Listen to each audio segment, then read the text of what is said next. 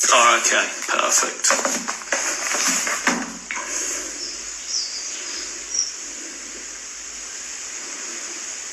Here's Alison, Mr. Jason Timmins. Perfect. George is in the house. Here we go.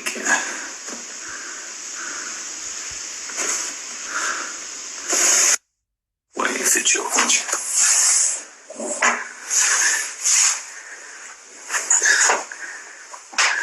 Connect. Wow, that took forever. Hey, wait a minute. Before we start, George? There you go, bro. What are we doing? You got the flip-flops. You got the wrong ones, though, bro. Well, mate, tonight we're going to blow it up. What's All of a happening? sudden, your crowd have turned up with you. How you doing? I'm good, thank you. You? Where are you at? England. Oh, you're England, so it's midnight there? No, we are 8 p.m. Oh, so it's only 8 there, so it's... Yeah. This is It's 12 in the afternoon here. Oh, well. But this is not a bad time. Lots more people come on this time.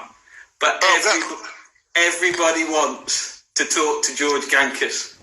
Well, I've been doing quite a few of these little podcasts. I don't know if you call them podcasts, but these lives. Hey? Yeah. And I said... More than I thought. I didn't know today was a relaxed day. I was like, dude, I might as well get Mike in today. So on quick notice. Do you know what? I thought to myself, if we get him at midday, he's going to be going for it. Hey? Midday shit. I'm so bored we can't play any golf. I might as well just start getting in shape like I'm in prison, bro. Well, no one's going anywhere at the minute.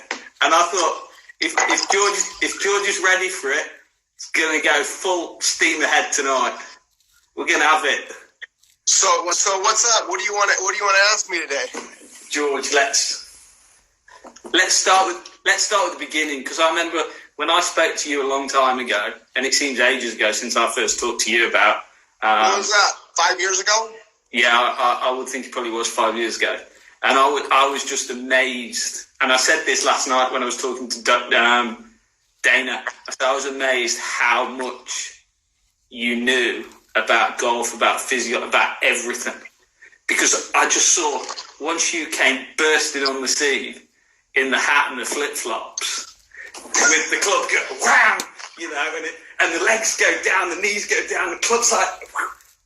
And I was like, whoo, this is like a steam train ready to go. It was like, this guy's going to hit it forever. And then you came up with all these funky words. Nobody's ever heard.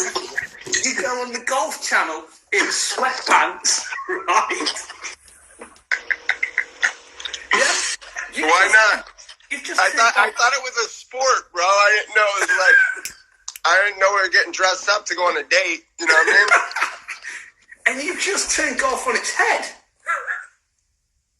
Just, trying to get people better at golf. That's what we're doing. Hey, but it must turn into a cult. Everybody who turns up has got the hat and the flip-flop. And I just thought, out of respect, I've got to have the hat and the flip-flop. if I turn up and I've got a T-shirt and it's just not serious, is it?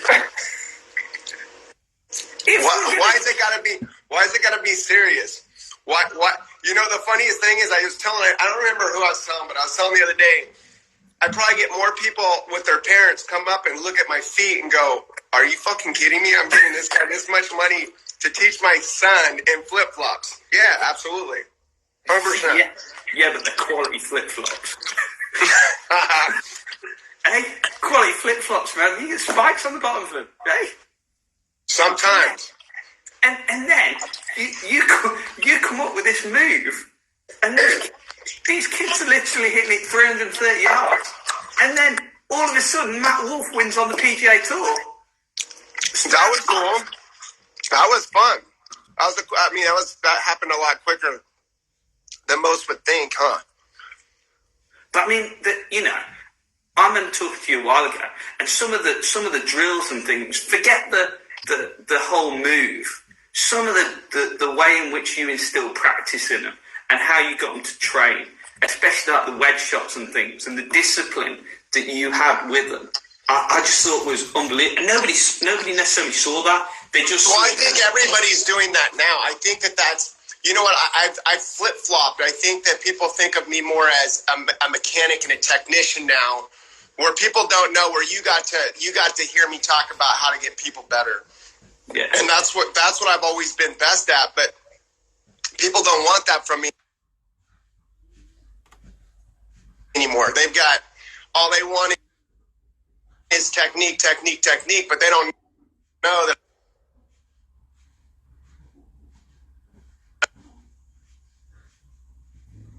for a fucking long time. It's just the honest truth.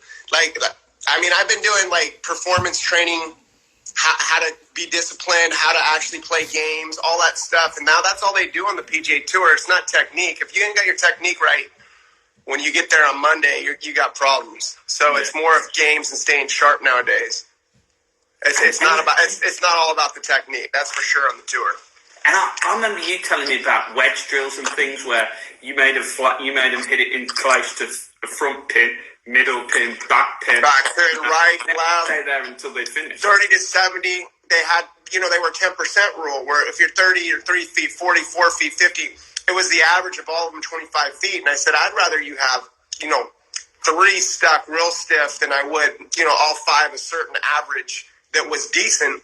I'd rather have those 3 stiff and 2, So the fact is those are a lot of the games I did. And so, I mean, I just made up a bunch of shit to get people better. And I think that's what, everybody's doing. You're like, oh, this guy's great because he does this. Yeah, you just made it up. I mean, you know how to get people better. We all do. Yeah. And I mean, it's refreshing to be different as well, isn't it?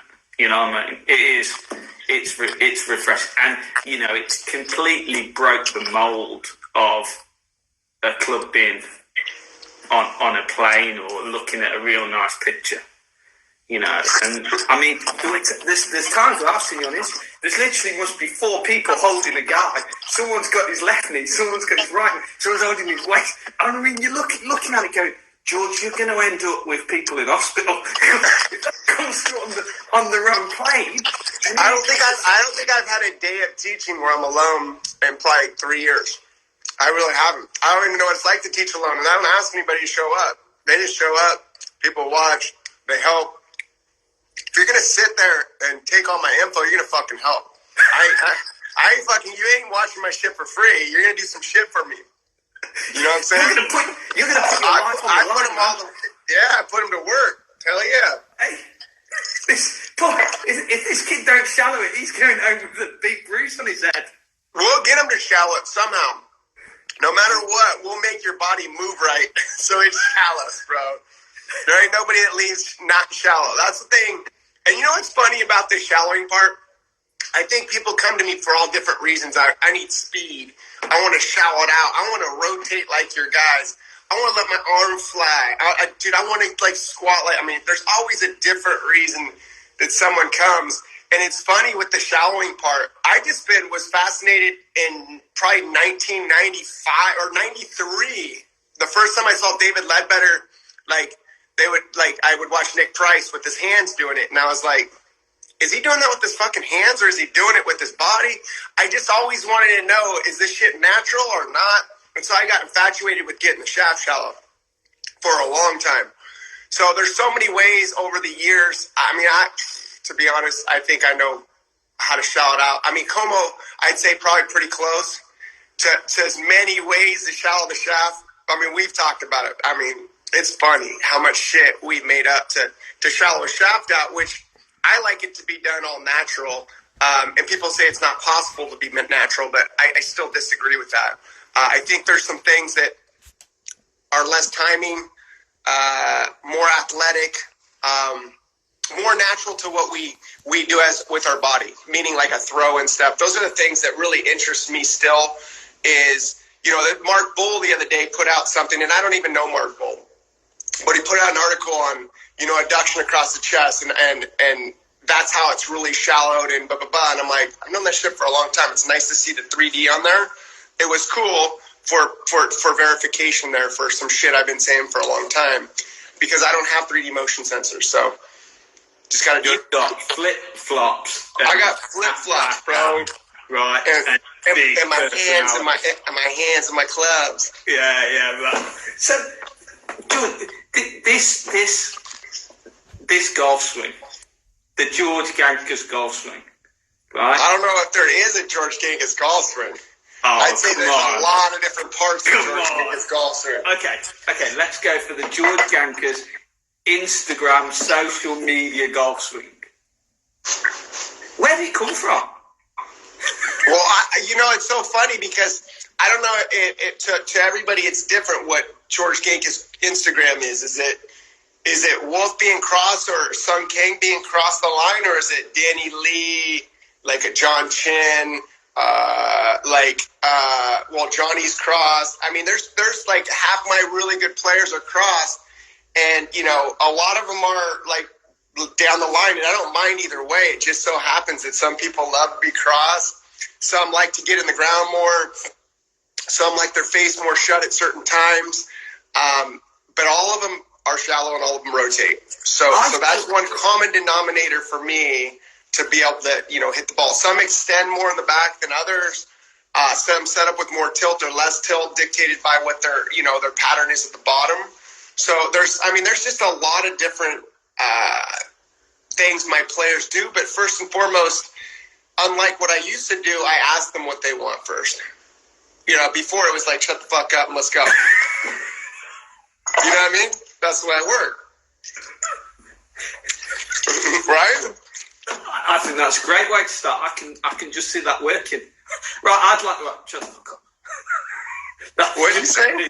I said I can just imagine you saying that to somebody. Basically, they tell me what they were doing, and they already know what they're doing. And as soon as they say, I already know what I'm doing, I'm like, you don't have a fucking clue what you're doing. So stop saying that. No clue. None. Usually that's the biggest problem that I see, is a lot of people already are telling me, everybody's told me I know what my problem is. Can you just fix it? I'm like, that's your problem, is you have no clue what you're looking at and what's starting you. Why are you over the top? Why are you sucking your butt in? Why are all these things happening? It's because my face is open. Your face is open because if you got your face like most good players, you fucking hit yourself in the foot with the ball as much as you hump. Okay? You know what I mean? So you're matching it up as fucked up as you can, because otherwise you'd be really fucked. Yeah. And you've been promoting that it's across the line for. I don't like it cross the line. I don't like it laid off. I don't like it either way. It's not something that I like. It's something that I don't mind. What I like is abduction. I love abduction. And I like my players to be anywhere from a neutral to right about here, anywhere from 45 max, as far as external. And some people can have the appearance of being into an external position from the back view, right? Yeah. So they can already be external with forearm rotation. They could be supinated, and they could be external here and adducted, and they could be really pinched at the top. And from this back view, it looks like you're still internal. Now that's internal to me. Okay. So there's all the views that we look and we can't see all angles. But the fact is really what I like is I like a player to have an arm that's here, and as they go, the humerus follows seam line. Okay. And then the hand stays back. Okay. And the hand staying back because as we change directions, what's happening? That arm's adducting against the chest, okay? It's not like I'm saying leave the hands up, okay? It's not like I'm saying leave the hands and elbows up. I'm saying as we turn, that's stretching across my chest, boom. And as that stretches across my chest, my humerus is following my seam line, period. Okay, that's what shallows a shaft. Now, I could go up here and just go like this, and manipulate it, or I can actually turn just like, okay, so is this manipulation? Here's a good question for you. Is this manipulated? If I pick up a ball and I start to turn and my arm starts to go where? Up and back. My hand went where? It didn't go this way. Did I go like this? No, I went up and back. The only problem with golf is I can't reach that arm. So I needed some separation in order to get there. Okay. So the fact is it was worth changing directions. My hands are actually going back that way. Okay. So as I'm making a left-handed swing, where's that arm going? It's going across my chest. That's making this hand go where? back as that humerus goes there. So we're trying to sit here and do a bunch of bullshit and all this shit with our arms, but it doesn't work that way. And the thing is, it's leading from the hip, then the torso, and the thing is we're changing this direction. What's that doing to our left arm? It's smashing it against our chest. That's the way it's fucking done, okay? There is no, I can do it this way, that way. Go ahead and do it that way, because what's going to happen? You've lost your whole sequencing, and your contact at the bottom's going to suck. You're going to wonder why you got no rotation. From here, you got rotation like a motherfucker, and then boom, and that'll all come off. So this is what we call pinning, right? Yeah. Why are you pinning? You had no turn, and you had to slide. That's why you're fucking pinned. You finish your turn, you get in the ground, boom. That thing's flying as soon as we push off the ground, we extend. Everything happens all by itself. But the fact is we're still trying to manipulate shit, and that's why we're all fucked up. And that leg action and the way in which you squat down and grip into the ground, that really has become the motor behind it. Let's say I'm at the gym, I'm going to squat this way. I don't want to squat this way. I'm going to squat like I'm going to jump, okay? So knee flexion, hip flexion, spine flexion, not just knee flexion, okay? You get knee flexion, all of a sudden you're erect here, okay? And so when you see it, there's some separation there. You're seeing that go back. These are all opening up. And then from there, it's just an uppercut punch. So your body's doing. So when I see people doing... So how do they get it wrong then, George? What? How do they get that so wrong? Because they fucking make shit up. We as coaches make shit up. I've made a lot of shit up. But also, the fact is that we're looking at... Here's the biggest problem, I think, in golf coaching right now. Is one, someone gets a good player, and all of a sudden they become a good coach. Well, yes, you could be a way better coach than me, but mechanically, you give them advice and you fuck them up. But you could be a good guy that organizes their time, says you're weak here, let's practice here, and you could be a phenomenal coach and you can get way more out of a player playing that way as a coach than you could as a mechanic. But when you get a good player, they play good, all of a sudden other players, damn, he's fucking got him way better. I believe whatever he says about mechanics. And that's the biggest problem we're looking at, is that good players out there sometimes get worse because they get bad advice on their mechanics. But there's a shit ton of excellent coaches out there, and there's a shit ton of good mechanics. I'm not saying everybody's bad at mechanics. That's not what I'm saying at all. I think there's fucking some brilliant people out there. But I think the biggest problem we're looking at is people see a good player, and all of a sudden, who's your coach? It's not always that way. It's just not. I'm sorry. But I mean, if we go down the Matthew Wolf line, how long has Matthew Wolf been with you? He's been with me for 7 years, since he was 13.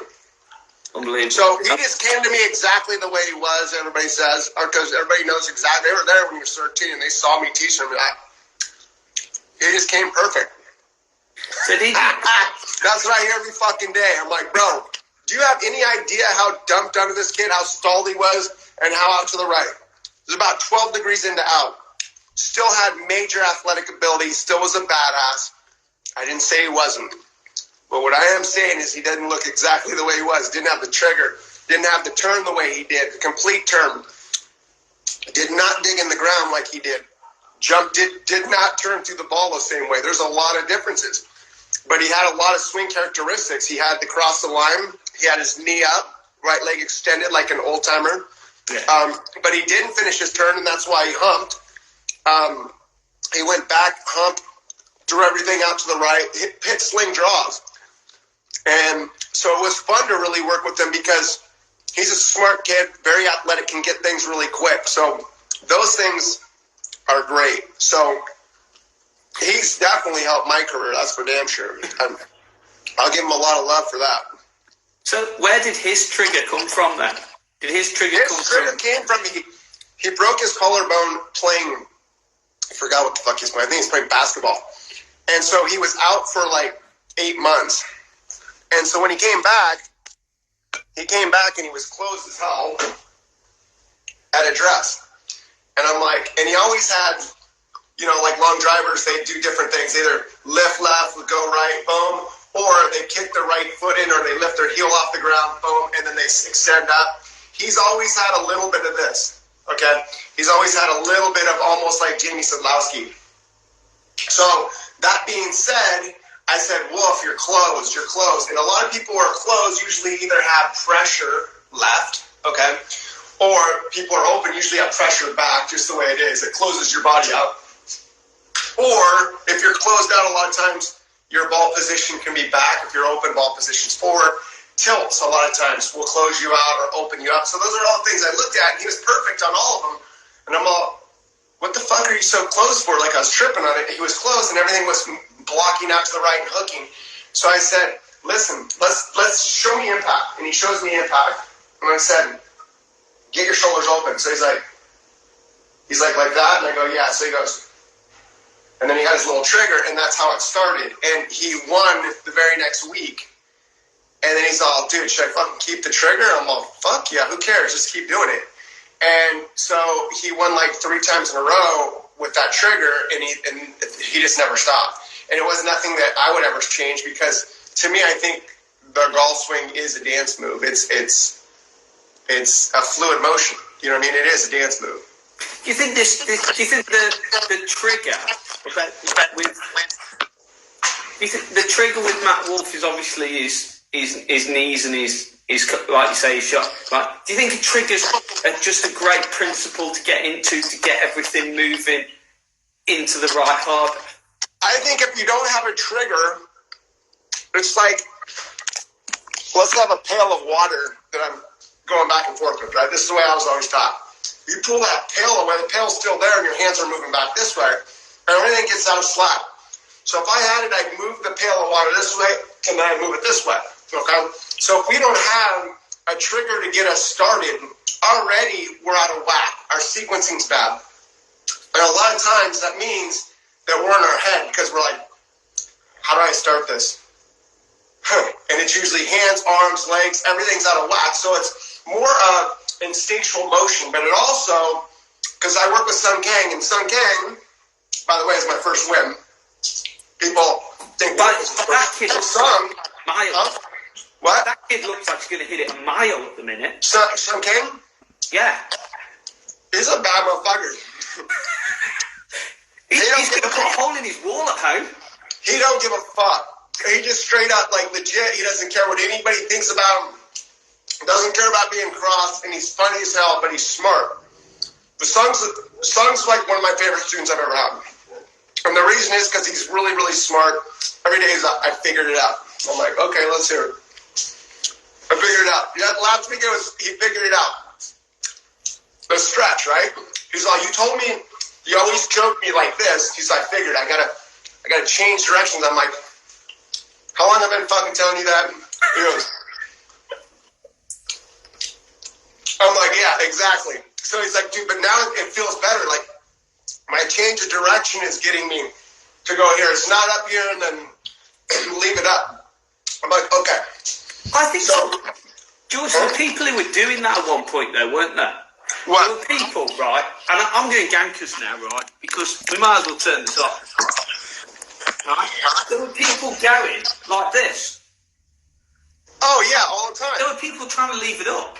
Yeah, absolutely. And they were doing it wrong. And this was all going this way. 100%. And that's why I built that's exactly why I built the G box. And I said, you know what? A lot of people are opening their chest up too early, and I love chest opening up. But I don't love the chest opening up like this, because then all of a sudden, here's what happens when the arm starts to move open. First off, they never train it. Okay, so let's say one guy goes like this and opens up. Boom. Okay, so all of a sudden you look, and my chest is what? Wide open. Okay, but you look at Victor Hovland's chest, wide open. Okay, but where's his arm? There. Okay. And his hand pass out, then he tilts, okay? Then everybody would chunk it, okay? But then he pushes his hands forward, they block the shit out of it, but where's his face? Shut, so cool matchup, okay? Johnny, the same way, hand pass out. So if you're the player that opens the chest up, most of the time for a hacker, they're going to leave their arm behind, and the good players are going to move it out front, like a Victor Hovland, Johnny Ruiz, Brooks Koepka, I could keep going. But the fact is those are all the players that are out here, and then they start to tilt. So you got two guys opening the same exact way. One's trapped behind, one's in front.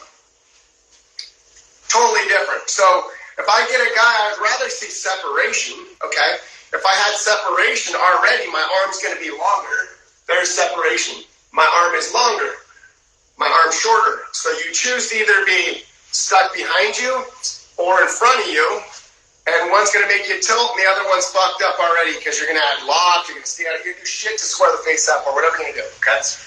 So when we look at it from those, like, those problems we look at is usually people were actually doing that, okay? So the fact is I do love separation. I love separation there, okay? So as soon as I got separation, my arm doesn't shorten as much, okay? So already it's wide enough, and from there, as that's happening, this is still going back as my hips are opening, but that arm's back in front all by itself. So the fact is I'm changing directions.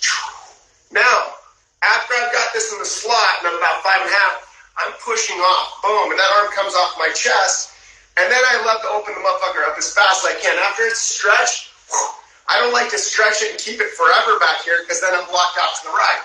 But I do not like to open up all quick. So when people said open the chest to be the best, it was never wanting to open it up right from the start. There's always been separation.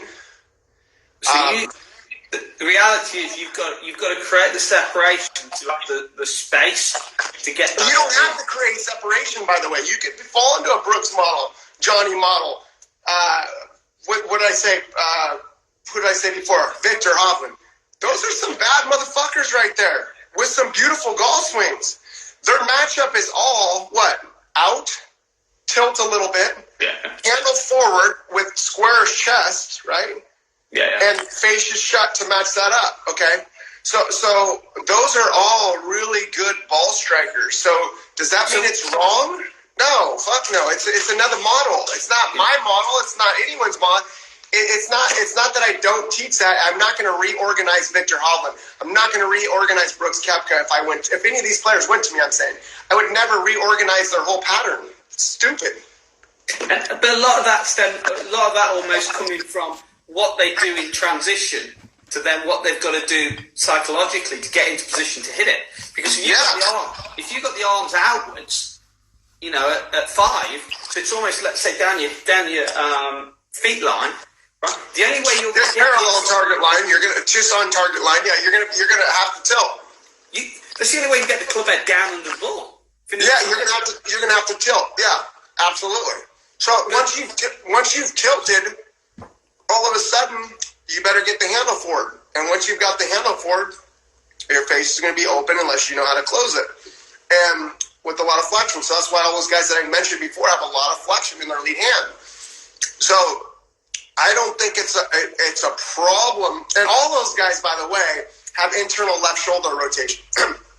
So when people talk about hand pat, they're missing a huge thing. A lot of people are. So if I go in and I do steering wheel, okay? Boom, where's my left arm? Out. No matter even if I have separation, my arm's still out. Okay, my back's still the target. My arm's still out. But on a normal player that doesn't have internal shoulder rotation, so when I always do this forearm shoulder, so a player doesn't have any of this action in the downswing. Okay, they keep it external, whether that forearm rotation or not, kept it external on the backs of the target. Their hand pass way deeper than a player that has really internal with separation. Both those are separated, 45 back, one's here. Okay, so both of those are completely different hand pass. So a lot of the guys who really tilt are already into this position, external with the shoulder with a lot of adduction meaning close to the body, internal here with the lead shoulder, forearm rotation, supination, the trail, boom, and a lot of flexion in this, and a lot of extension in the trail. And then all of a sudden from this, because hand pass so out, you're going to see a lot of players start to tilt from there. And you don't have to tilt either. If you got it here, and then from this position, this drop down this way, it's just, people don't know how to do that right there, okay? That is actually, from this position, just extending this arm, okay? This to me is pulling it down. You see what I'm saying? But most people get it caught here and they just don't know what to do with it. Yeah. And what's the what do you see? If you see different moves on the way down, either I see a lot. I see like if I put so I used to do an experiment here, and I put a tee. I put like a band around somebody, like an elbow band for support. You know, when someone's elbow, they have tennis elbow. I put tennis elbow, and they always have like a little spacing in it. And I stick an old white tee, not like a tee you could stick in the ground, but a rubber one with the bottom round. And I put it in there, and it sticks out. And I go, okay.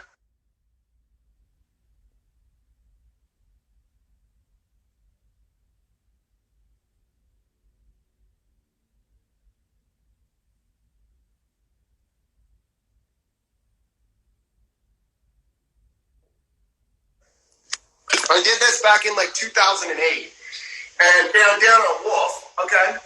And then it stayed down as it came down, okay? If you did that to Johnny's would stay down, and it'd go, whoa, whoa, whoa, and it'd point out this way in transition. So would Brooks, so would Victor. So those things, that's the whole internal shoulder rotation. So those are different ways of shallowing it. All of them stretched here. All of them got this, and by the way, I can have my arm here and have, flexion and ulnar and still shallow the shaft. You know what I'm saying? I could, and then sneak that back in later. I could. There's just so many different ways to get shit done, and that's the creative part of being a coach is you got to understand them all, and so you can make it easier on players to get better. It's not, hey, I know way more now than I did fucking last year. I know way more than I did fucking 2 months ago. But the thing is, it's not about what I know. It's about how I can relate easier to these players and make it way easier to digest rather than fucking going, oh, look at how smart I am. Let me tell you all this bullshit. Let's fucking get you to do this really fast. So if you've got different players and some of them are coming in this way and staying and some of them are side bending to get down to the ball there, how's that then affect the lower body dynamics and how that moves? Quite a bit in some players. And so what I'm always looking at is, first off, where's this player willing to change? Do we need to change anything? Is it affecting his ball patterns? Is it affecting his low point? Is it affecting his speed? What's it affecting that I need to change his whole fucking swing? Or can I just add on to what he's already doing? So those are the things that I'm looking at and that's why I do have so many different players. People don't know it, but I've got a shit ton of players on the PGA Tour. I just don't put them on the gram. And I have a shit ton of players, on the Corn Ferry Tour. And I just don't put them on the gram. So the fact is, all of them are really, really different. But this is where we see how creative and brilliant George Gankas is. Because there's so much more to it. Here's what I'd say. I wouldn't say I'm brilliant. My wife would completely disagree with you. Okay? She thinks I'm a fucking idiot. The fact is, I think that what I have done is thought about the golf swing probably more than anybody at my age ever has on the planet, just because there's something wrong with me. Okay? Meaning, I'm breaking down every fucking piece of the puzzle because I want to learn it myself. I want to get better myself. It's not because I wanted to first apply it to other players. It's a selfish thing that I wanted to fucking understand it for myself so I could apply it and play golf. And then once I was like, fuck, people want to learn, I'm like, fuck it, I'll just be a coach. So that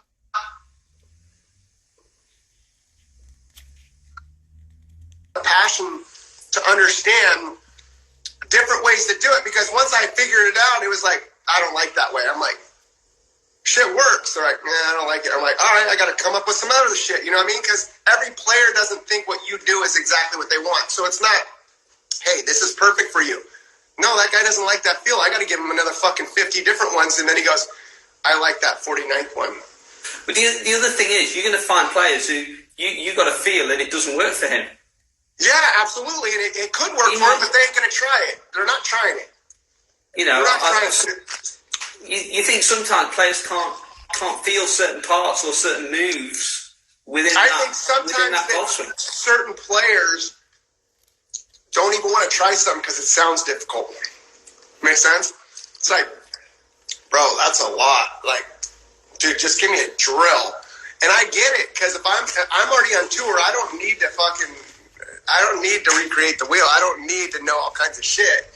I just need to know why I'm overhooking it, why I'm blocking it. I can create more speed.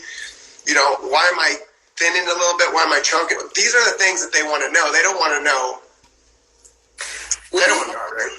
Here's a really interesting question to me then. How have you, Gigi, changed since you've got on the PGA Tour?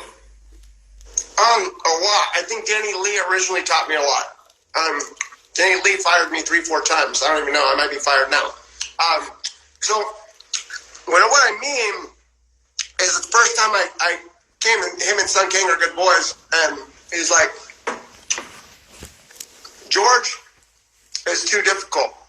And Danny, so Sun says, dude, if he ever comes back, you just got to make it more simple. I'm like, it was the fucking easiest lesson I've ever given. He's like, what'd you tell him? So I told him, he goes, okay, just make it easier. I'm like, okay. So the next lesson I give him, I remember 3 years ago, it was a TPC, and I put a stick in the ground. And I said, go in to out of this fucking stick. And I said, and get a full turn. And I put a stick on the shoulder line, like just one here, like we all done. Yeah. I said, and flip it into out. He's like, I don't like flips. I'm like, I don't give a fuck. Let's just into out. And then he goes, because he was cutting across it hard. Now he's like, okay. So we did it, and he's like, hitting a draw. I like it. So I was like, okay. Ends up fucking in second place the whole week. I forgot what happened. I think he took second. Yeah, he did take second at TPC. And from that point, he fucking was all about it. And so progressively, he fought me on setup. He fought me on, you know, I can't fly my arm. And I'm like, dude, if you fly your arm here, bro, you're going to gain about 5 to 7 miles per hour. He goes, why? And so now I got to tell him. I'm like, dude, it's too much info for you. You don't need to know. He's like, no, I want to know. So I was like, all right, fucking throw a ball. Do you throw a fucking ball like this, or you throw a ball like this? He goes, like this. I'm like, no shit. I said, look at your arm. Is that internal or external? He's like, I don't fucking know. I'm like, well, this is internal. This is external. I said, so when you throw it, there's some like stretch. I said, but you wouldn't pin it down and throw unless you're playing darts and you're trying to be accurate. But this ain't butt darts, bro. This is fucking man shit. Let's fucking throw it. Boom. So next thing you know, he's like, but now it's crossed the line. I'm like, look at, you're like a fucking cactus, okay? I said, see that? And where's your thumb point? He goes, over there. He says, well, I have to have my arm down to get it to point over there. I'm like, you're out of your fucking mind. Keep your arm up there. Turn your forearm. He goes, oh, shit. I'm like, yeah, oh, shit. You can still lay it off like you like and you're not cross the line anymore. And he's like, why does Sung like get crossed if he can go over here? And I'm like, because it's fucking more speed. He's like, why? And it's fucking, that's why I learned a lot from Danny Lee, is because he's fucking, he made me make it dummy down to where it's like, okay, I don't need to show people how smart I am. I need to fucking fix them. And that's the only thing. And if that means dumbing it down to the simplest degree, I'm going to do it. And so that's where I've learned a lot. I learned a lot from Danny. I learned a lot from all my players in different ways. And I've seen you work not just with guys on the main tour, but older guys. Older guys, yeah. I mean, I get to work with Tommy Armour, and Tommy Armour's swing is not going to change, okay? But there's certain things that can change. Like, I've given him more range of motion in the back. He's 60 years old now. So he's getting more range of motion, and the guy's still hitting it further than anybody on that Champions Tour. I'm not kidding. He's hitting it. I played with him. He's hitting it over 300 all day, but he is a big boy. He's getting more range of motion in his hips, more shoulder turn, more extension. He's always had a little throw, a little open face to shut face, and that's been his pattern. So it's almost like trying to change Justin Rose's pattern that he's always had like this. It's something that might not look good to Justin Rose, or maybe it does. And so he tries to fix it. Now he's lost his pattern. He lost his possible game. Not saying that happened to Justin Rose. I'm just giving you an example. Yeah. If you look at like him and I start telling him he can't do this and go like this, then we might have a problem with his patterns. But he's like, I'm hooking my wedges. I'm like, okay, well, how about your longer stuff? So I'm asking him questions, you know. So things like that, I've got to, because he's been such a good ball striker for so long. I'm like, what are you looking for? You fucking flush it. He's like, I pull hook all my wedges and nines. I'm all, that's angle of attack, hitting down, pushing path even more right.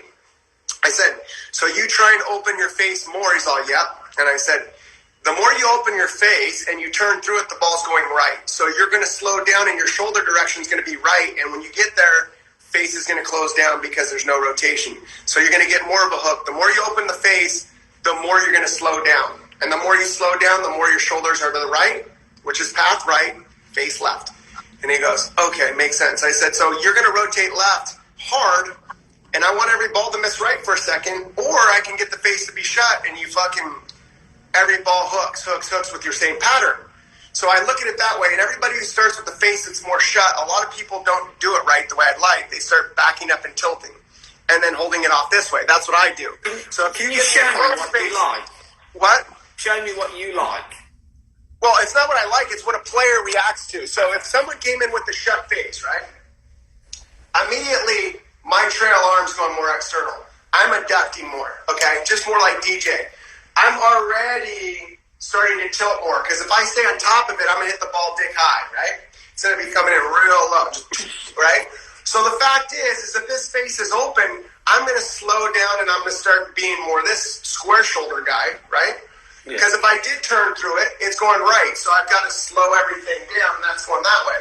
So the fact is if I had my option and I had somebody with speed enough to get the ball elevated, I'd have it more square to the back line and then turn. Now the problem is you got to understand that my toe has been up at P6.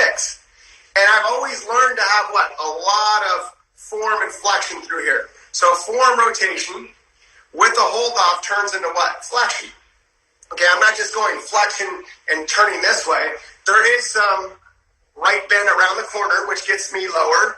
And there's also some ulnar there, a little bit, okay? So the fact is as soon as we understand what's going on, a lot of players with a really shut face or square to the back line here still have this action. So it's closing more. So then we start tilting even more to get it forward. For me, it's not good for me to be dead square to my back line for me, because I can have this thing open and still go fucking like this in a millisecond like that. I can't. Okay, it's just what I've always done, because my coach would go, get a toe up, get into a block of wood, and I just learned to square it from right here. Okay, so it was always this.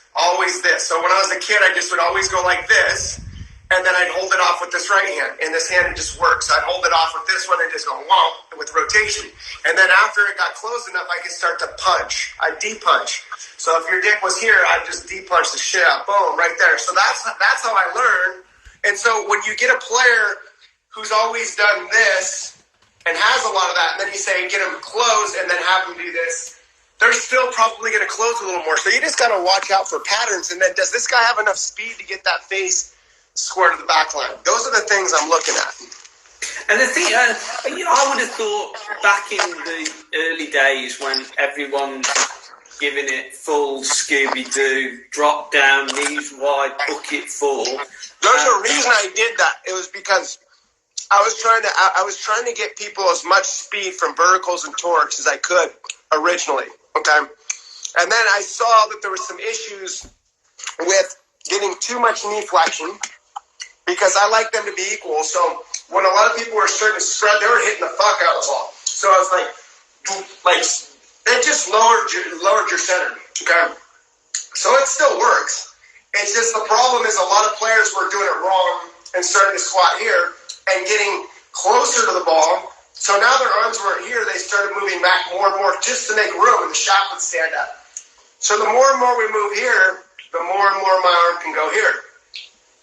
There's room. So if someone's humping, they're always steep, because no one's going to get their arm out here. There's no chance. They're going to miss the ball, so they're always going to move their hands back this. The arm's always going to get back behind you, and it's going to be steep. So when I saw people doing this, that was just for speed, but I like knee flexion, hip, spine equal. So that is exactly what I would like to see, rather than a lot of knee flexion. But the knee flexion, if you want to just smash the fuck out of the ball, still works. But I mean, you're never gonna get that if your knees bend and you go upwards. But that's how people perceived they were doing what you were what you were showing. But I was never trying to get anybody to go knee flexion alone without hip flexion and spine flexion. People were just doing that. And that's why their arms were getting trapped behind them.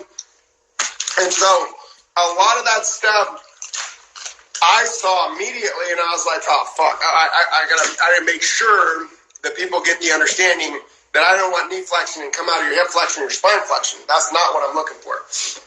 And what sort of speeds did people get doing it? Well, the same as they are now, because with torques and verticals, to me, the cool thing was the way that I got to see Padre. Here's an example. Ronan is his caddy. Ronan came in and says, I swing it at 108, 109.